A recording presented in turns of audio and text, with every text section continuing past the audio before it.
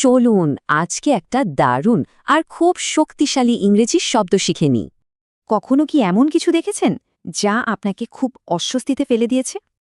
এই যে একটা ধাক্কার মতো অনুভূতি, এটা বোঝানোর জন্য ইংরেজিতে একটা বিশেষ শব্দ আছে।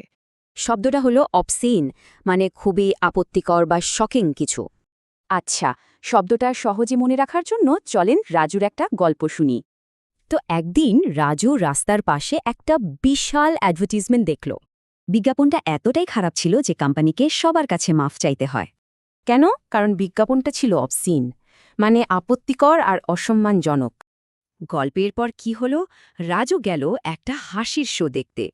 কিন্তু কমেডিয়ানের জোকসগুলো মোটেও হাসির ছিল না, ছিল খুবই আপত্তিকর। হ্যাঁ, এই জোকসগুলোই ছিল অবসিন।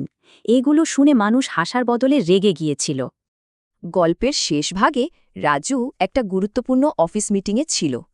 সেখানে একজনের ব্যবহার এতটাই খারাপ ছিল যে তার সহকর্মীরা অবাক হয়ে গিয়েছিল।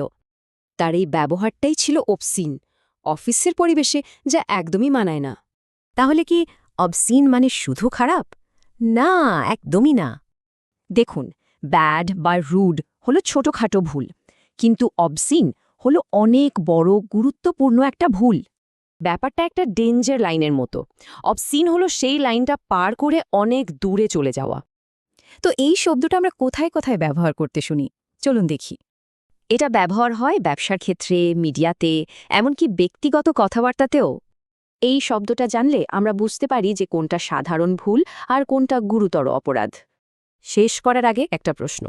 আচ্ছা, কেন একটা জিনিস এক কালচারে অবসিন হলেও অন্য জায়গায় সেটা স্বাভাবিক? ভেবে দেখবেন কিন্তু।